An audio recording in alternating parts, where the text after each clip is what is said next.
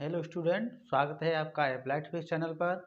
आज की इस वीडियो में हम फिजिक्स का टॉपिक पढ़ा रहे हैं मात्रक और विमाएं। मात्रक विमाओं को कैसे निकाला जाता है इसी को आज की इस वीडियो में हम समझेंगे। चलिए समझते हैं मात्रक और विमाएं कैसे निकालते हैं। तो हमने क्या लिया है कि मूल मात्रकों को हम यहाँ पे पढ़ेंगे। तो मूल मात्रकों को पढ़ने से पहले हम समझ लेते हैं कि मूल राशियाँ क्या होती हैं। तो मूल राशियाँ होती हैं 7 प्रकार की। उन राशियों को भी नाम बताएंगे अभी कि मूल राशियाँ कौन कौन से हैं। तो मूल राशियाँ ही क्या होती हैं? मूल राशियाँ ऐसी राशियाँ होती हैं जो पूर्ण तरह से स्वतंत्र होती हैं, अर्थात ऐसी राशियाँ जो किसी दूसरी राशि पर डिपेंड नहीं करती हैं, यानी कि फ्री होती हैं, डिपेंड नहीं करती हैं, तो मूल राशियाँ कही जाती हैं। तो मूल राशियाँ में कौन कौन सी आती हैं? मूल राशियाँ होती हैं 7 प्रकार की। ये 7 प्रकार की होती हैं मूल राशियाँ। कौन कौन सी हैं? नंबर 1 लंबाई यानी कि लेंथ। नंबर 2 द्रव्यमान, द्रव्यमान को मास कहते हैं। नंबर 3 समय यानी कि टाइम। नंबर 4 ताप यानी कि टेम्परेचर। नंबर 5 पदार्थ की मात्रा, अमाउंट ऑफ सब्सटेंस, पदार्थ की मात्रा। नंबर 6 वैद्युत धारा यानी कि इलेक्ट्रिक करंट। और नंबर 7 होता है प्रकाश की तीव्रता। प्रकाश की तीव्रता यानी कि इंटेंसिटी ऑफ लाइट, इसे हम ल्यूमिनियस भी कह देते हैं। तो मूल राशियां 7 प्रकार की हैं। शुरू में जब फिजिक्स को विज्ञान से अलग किया गया, उसका पार्ट बनाया गया, तो मूल राशियों को पहले समझा गया। ये मूल राशियां पूरी तरह से स्वतंत्र होती हैं, किसी दूसरी राशि पर डिपेंड नहीं करती हैं, इसलिए इनको मूल राशियां यानी कि फंडामेंटल क्वांटिटीज कहा गया है। तो मूल राशियां हैं, फिजिक्स में इनको नाप तोल करने की भी जरूरत पड़ेगी, तो किस में इसकी नाप तोल की जाएगी? तो उसी को ही हम मात्रक कहते हैं। तो देखिए हमने यहाँ पर एक टेबल बनाई हुई है, इसको समझते हैं, फिर हम आगे व्युत्पन्न राशियों को भी पढ़ेंगे। तो व्युत्पन्न राशियाँ क्या होती हैं, इनको भी हम बारी बारी से पढ़ेंगे। तो व्युत्पन्न राशियाँ जो हम आगे पढ़ेंगे वो ऐसी राशियाँ होती हैं जो मूल राशियों से ही बनाई जाती हैं। कहने का मतलब ये है कि व्युत्पन्न राशियों को मूल राशियों से बनाया जाता है, यानी कि व्युत्पन्न राशियाँ मूल राशियों पर डिपेंड करती हैं, जबकि मूल राशियाँ किसी और पर डिपेंड नहीं करती हैं। तो चलिए यहाँ समझते हैं इस टेबल का मतलब क्या है। तो देखिए मूल राशियां जैसे कि हमने 7 प्रकार की बताई हैं, उनमें कौन कौन सी हैं? लंबाई, द्रव्यमान, समय, ताप, ज्योति तीव्रता, वैद्युत धारा और पदार्थ की मात्रा। ये मूल राशियां 7 प्रकार की होती हैं। तो इसका प्रतीक क्या है?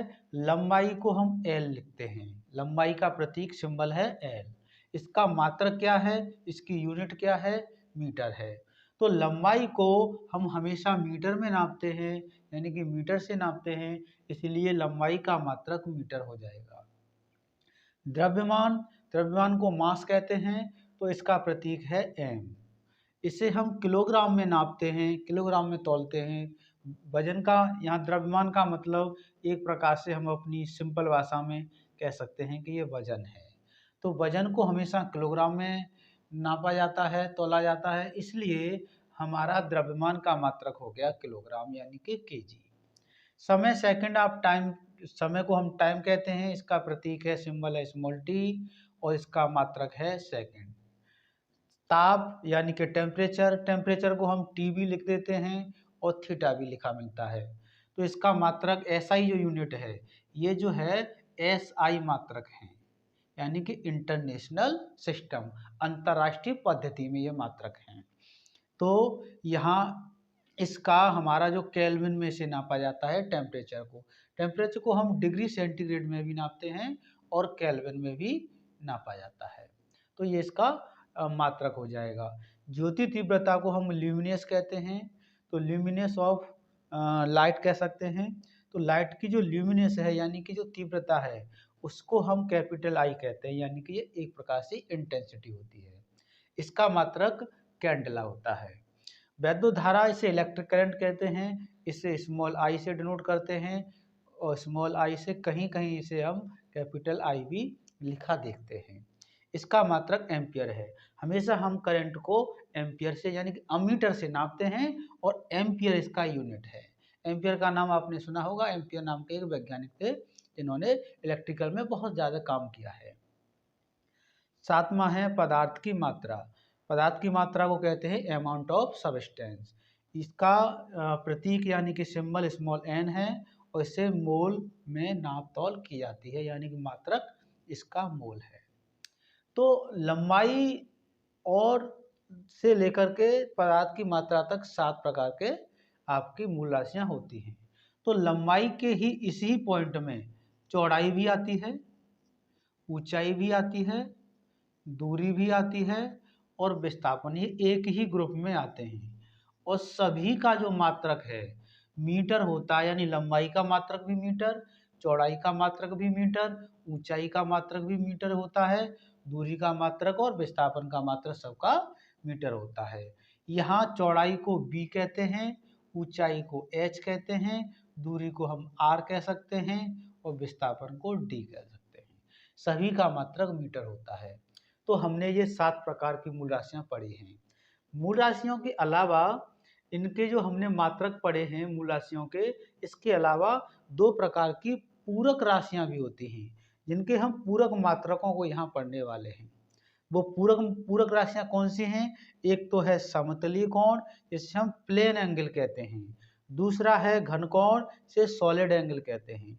तो समतलीय कोण का प्रतीक है थीटा, घन कोण का प्रतीक है ओमेगा और इसका मात्रक रेडियन है, और हमारा घन कोण का मात्रक स्टेरेडियन यानी कि एसआर है।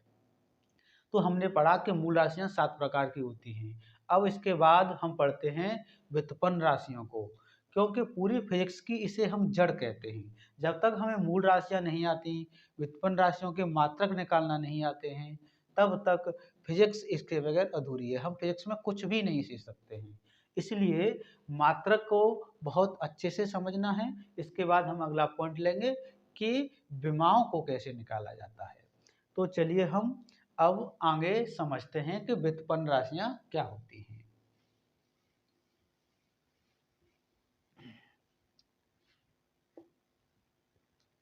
अब जो हमने अभी अभी जो पढ़ा है यहाँ मूल राशियों को, तो हम यहीं पर मूल राशियों की विमाएं भी लिख सकते हैं। मूल राशियों की विमाएं,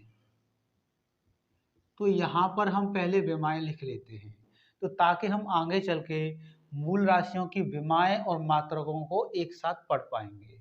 तो देखिए लंबाई, कौमा चौड़ाई, कौमा ऊंचाई, कौमा दूरी और कौमा विस्थापन, इन सब की जो विमा होती है वो विमा होती है कैपिटल एल। और विमाओं को इस कैपिटल ब्रैकेट में यानी बड़े कोष्ठक में लिखना बहुत जरूरी है। ये विमाओं का प्रतीक है, सिंबल है। तो इससे पहचान होती है कि ये विमा है। तो लंबाई की विमा भी पूछी जाएगी तब भी एल ही लगाएंगे, चौड़ाई ऊंचाई इसमें से कुछ भी पूछा जाए सबकी विमा एल लगाई जाती है। कारण क्या है कि लंबाई, वही लंबाई और चौड़ाई और ऊंचाई तीनों एक ही चीज हैं। दूरी और विस्थापन क्या है? जब किसी पॉइंट से हम इस पॉइंट तक जाते हैं तो इस तरह की जो दूरी होगी उसको हम दूरी कहेंगे और सीधी जो होगी उसे हम विस्थापन कहेंगे। तो विस्थापन होता है दो बिंदुओं की कम से कम डिस्टेंस को हम डिस्प्लेसमेंट कहते हैं। तो इन सब की विमा हम कैपिटल एल लगाएंगे। ऐसे ही द्रव्यमान यानी कि मास, इसकी विमा हम क्या लगाएंगे? तो इसकी विमा होती है कैपिटल एम। समय की विमा क्या होती है? तो समय की जो विमा है वो होती है कैपिटल टी। ऐसे ही धारा यानी कि करंट, जिसे हम इलेक्ट्रिक करंट कहते हैं, इसकी जो विमा होगी यानी कि विमा का मतलब है डायमेंशन, विमा को हम कहते हैं डायमेंशन। तो इसकी जो डायमेंशन होगी वो कैपिटल ए होगी। टेम्परेचर यानी कि ताप, टेम्परेचर की जो डायमेंशन होगी वो होगी थीटा। तो इनकी जो विमाएं हैं हम ऐसे करके आवेश की विमाएं भी निकाल सकते हैं। आवेश की यानी कि 80 हो जाएगी। तो मुख्य तौर से हमें इस तरह से इन सब की विमाएँ आती हैं, तो आगे चल के व्युत्पन्न राशियों की विमाएँ बहुत आसानी के साथ हम निकाल सकते हैं। मात्रक भी हम बहुत आसानी के साथ निकाल सकते हैं। तो देखिए अब निकालते हैं हम व्युत्पन्न राशियाँ। व्युत्पन्न राशियाँ। इन व्युत्पन्न राशियों का मतलब है, इसे हम कहते हैं डिराइव्ड क्वांटिटीज। इसको हम डिराइव्ड क्वांटिटी कहते हैं। मूल राशियों को हम कहते हैं फंडामेंटल क्वांटिटीज। तो व्युत्पन्न राशियाँ क्या होती हैं? जैसे हम पहले बताया है कि व्युत्पन्न राशियों को मूल राशियों की सहायता से बनाया जाता है। बिना मूल राशियों के बिना हम व्युत्पन्न राशियों को कभी भी नहीं बना सकते हैं। इसका मतलब व्युत्पन्न राशियाँ मूल राशियों पर निर्भर करती हैं, उन पर डिपेंड करती हैं। तो जैसे ही व्युत्पन्न राशियाँ का कोई फॉर्मूला बनता भी है तो उसमें मूल राशियाँ होंगी। तो इसका एग्जाम्पल लेते हैं। इसका सबसे पहला एग्जाम्पल है क्षेत्रफल, यानी कि एरिया। क्षेत्रफल क्या है? व्युत्पन्न राशि है। ऐसे ही आयतन यानी कि वॉल्यूम भी व्युत्पन्न राशि है। चाल, वेग, बल, कार्य यानी कि वर्क, ऊर्जा, ये सभी क्या हैं? व्युत्पन्न राशियां हैं। तो हमने मूल राशियों के मात्रकों को पढ़ लिया है, मूल राशियों की विमाओं को भी पढ़ लिया है, हमने व्युत्पन्न राशियों को भी पढ़ लिया है कि ये व्युत्पन्न राशियां होती हैं। लेकिन व्युत्पन्न राशियों की ना तो मात्रक पढ़े हैं अभी और ना ही विमा पढ़ी हैं।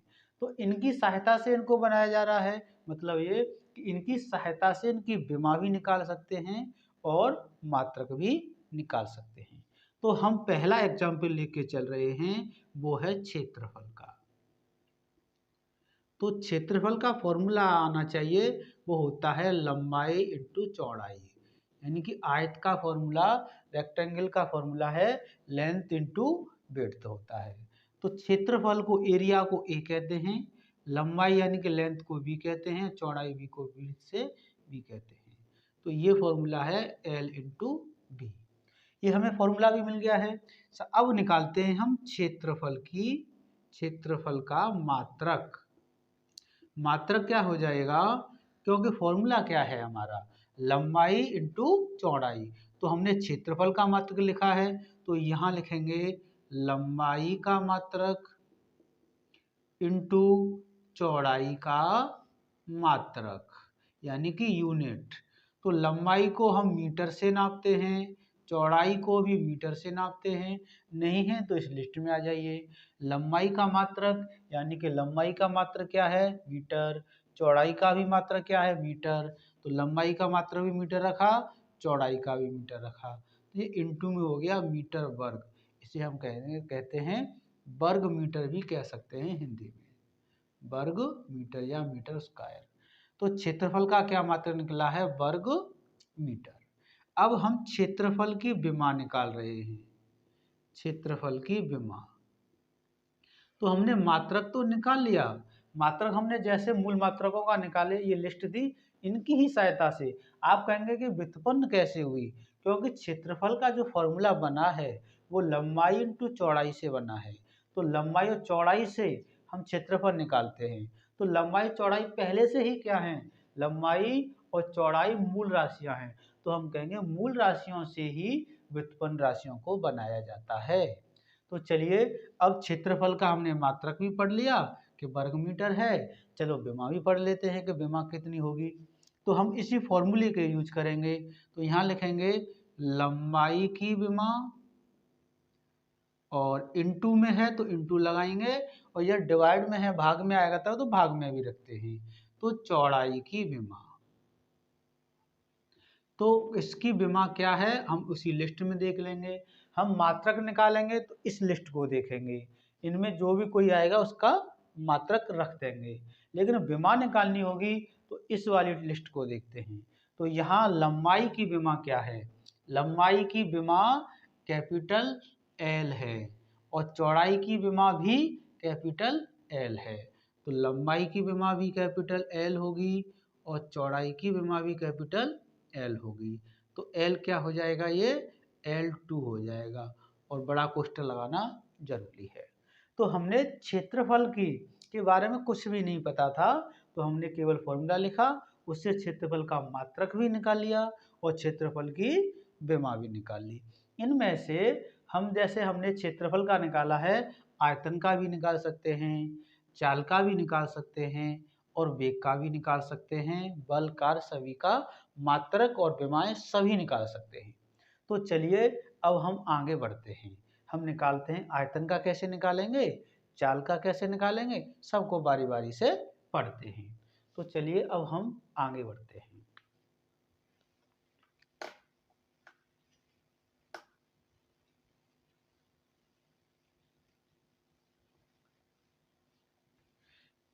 इसके बाद हम अगला जो पॉइंट ले रहे हैं वो है चाल का। और चाल से पहले है आयतन, तो चलो आयतन का ही निकाल लेते हैं। तो पहला दूसरा पॉइंट है, दूसरी व्युत्पन्न राशियां है आयतन यानी कि वॉल्यूम। तो आयतन का फॉर्मूला लंबाई इंटू चौड़ाई इंटू ऊंचाई होता है। आयतन वॉल्यूम से v लिखते हैं, इसे l लिखते हैं, इसको v लिखते हैं, ऊंचाई को हाइट से h लिखते हैं। तो ये हमारा फॉर्मूला हो गया फिक्स के टर्म में। अब हम निकालते हैं आयतन का मात्रक। तो आयतन का मात्रक निकालेंगे तो वही लिखेंगे जो हमने पहले लिखा है। तो लंबाई है फॉर्मूले में, तो लंबाई का मात्रक इंटू चौड़ाई का मात्रक इंटू ऊंचाई है तो ऊंचाई का मात्रक, ऊंचाई का मात्रक। अब हम इनको लिखते हैं। तो यहाँ लंबाई का मात्रक हमने अभी अभी लिखा है, तो लंबाई का मात्रक होता है मीटर, चौड़ाई का मात्रक भी मीटर और ऊंचाई का मात्रक भी मीटर होता है। तो ये हो गया मीटर क्यूब। इसको हम लिखते पढ़ते हैं घन मीटर यानी कि मीटर क्यूब। ये किसका मात्रक है, यह है आयतन का मात्रक। तो आयतन की विमा भी निकाल सकते हैं। आयतन की विमा कैसे निकलेगी, जहां हमने मात्रक लिखा है वहां विमा लिख देंगे। तो लंबाई की विमा, लंबाई की विमा इंटू चौड़ाई की विमा इंटू ऊंचाई की विमा। तो हमें अभी अभी हमने पढ़ा भी है कि लंबाई की विमा कैपिटल एल होती है, चौड़ाई की विमा भी कैपिटल एल होती है और ऊंचाई की भी एल होती है। तो इसकी विमा आ गई L3। किसकी है ये, आयतन की विमा है। अगला पॉइंट तीसरा लेते हैं चाल का। तो चाल का फॉर्मूला क्या होता है, चाल बराबर होता है दूरी बट्टे समय। चाल बराबर है दूरी बट्टे समय। तो चाल को हम स्पीड कहते हैं और दूरी को हम d कह सकते हैं डिस्टेंस से, या r भी कह सकते हैं, समय को t। तो हमारा ये फॉर्मूला हो गया। चाल को हम v भी कह देते हैं। तो ये हमारा फॉर्मूला आ गया है। अब चलिए चाल का पहले निकालते हैं मात्रक। चाल का मात्रक, चाल का मात्रक क्या है, फॉर्मूला क्या है, ध्यान देना है फॉर्मूले पर। ऊपर दूरी है तो हम लिखेंगे दूरी का मात्रक, दूरी का मात्रक। और फॉर्मूला इस बार बटे में है यानी अपॉन के अंदर है। ये तो हम ऐसे ही हम इसमें बटे का चिन्ह लगाएंगे और समय का मात्रक लिखेंगे, समय का मात्रक। तो चाल का मात्रक हम निकाल रहे हैं, दूरी का मात्रक हमें पता है कि मीटर है, समय का मात्रक हमें पता है कि सेकंड है। तो मीटर बटे सेकंड, इसी को हम लिख सकते हैं मीटर और बटे को लगा देते हैं प्रति, मीटर प्रति सेकंड। इसको हम लिख सकते हैं मीटर पर सेकंड। अब चाल की विमा, चाल की विमा निकालेंगे। तो कैसे, फॉर्मूले का ही ध्यान रखना है। ऊपर दूरी है तो दूरी की विमा और अपॉन में नीचे समय है तो समय की विमा। हमें पता है पहले से, अभी पढ़ के आ रहे हैं, हमने लिस्ट भी लिखी थी कि दूरी की विमा कैपिटल एल होती है और समय की कैपिटल टी होती है। तो तो L अपॉन टी बन रहा है। हम क्या करते हैं विमाओं के केस में, ऊपर की जो संख्या है उससे एज इट इज रखते हैं, यानी जैसा का तैसा उतार लेते हैं। नीचे जो टी है इसको नीचे से ऊपर इनटू में ले जाते हैं। तो यहाँ जो पावर कुछ भी नहीं है लेकिन 1 मान लेंगे, तो ऊपर जाने के बाद इसकी पावर हो जाएगी -1। यदि पावर नीचे 2 है तो ऊपर जाके -2 हो जाएगी, यदि यहाँ माइनस है तो ऊपर जाके प्लस हो जाएगी, मतलब चिन्ह बदल जाता है। तो इन दोनों को फिर एक ही कोष्टक में बंद कर देते हैं, यानी कि LT-1 ये विमा किसकी निकली है, चाल की। तो ऐसे ही हम वेग की, आयतन की, सब की विमा निकाल सकते हैं। चलिए एक एग्जाम्पल और लेते हैं, एक एग्जाम्पल हम और लेते हैं, वो है वेग का। तो अगला एग्जाम्पल है हमारा वेग। तो ये है हमारा चौथा एग्जाम्पल।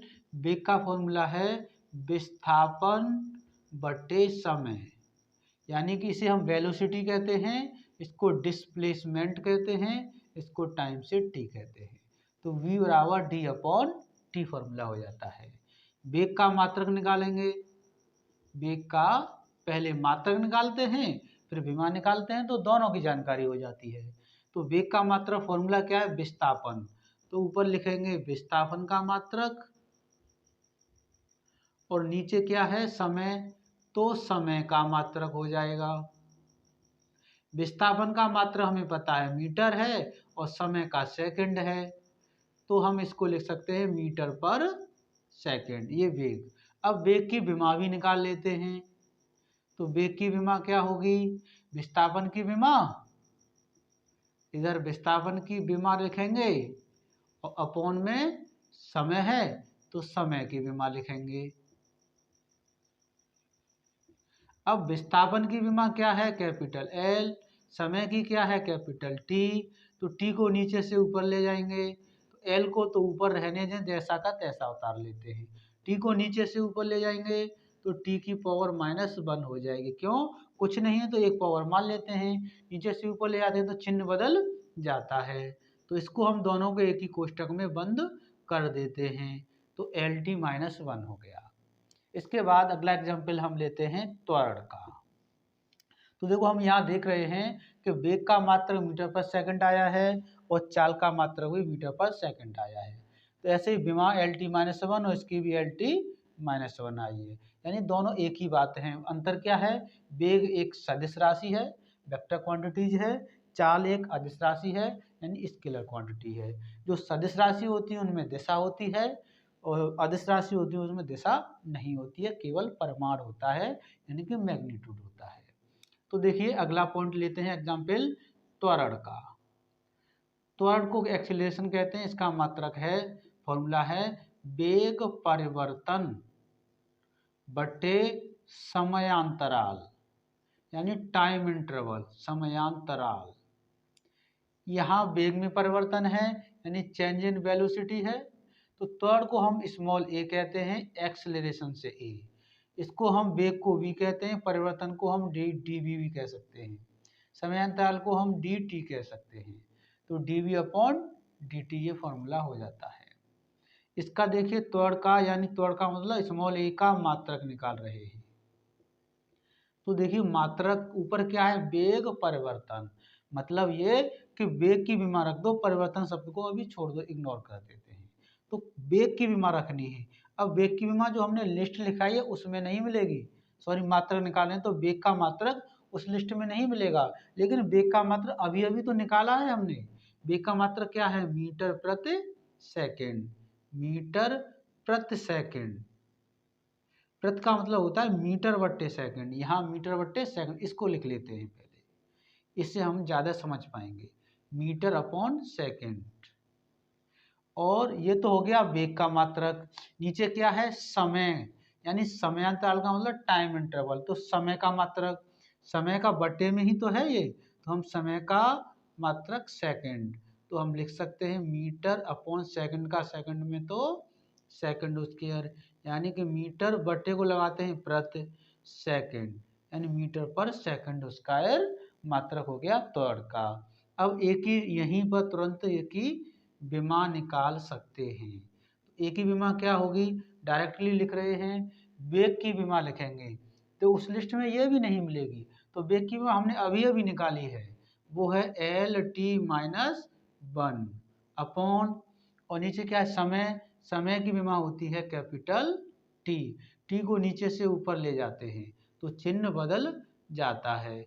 LT-1 ऊपर पहले से है, टी ऊपर जाएगा तो टी तो हो गया -1, तो यहाँ पर घातें पावर जोड़ेंगे। एल सिंगल है, अकेला है, तो इसको तो हम एल ही लिखेंगे, लेकिन टी एक दो जगह है तो एक इसकी पावर एक इसकी पावर, तो LT-2, तो त्वरण की विमा कितनी निकली है, LT-2। इस प्रकार से आज हमने पढ़ा कि मात्रकों को कैसे निकालते हैं, विमाओं को कैसे निकालते हैं। तो हमें पहले उस लिस्ट को याद करना है, उसके बाद हम आसानी से मात्रक और विमाएं निकाल सकते हैं। तो दोस्तों, आज की वीडियो आपको अच्छी लगी हो तो हमारे चैनल को जरूर सब्सक्राइब करें और लाइक करें।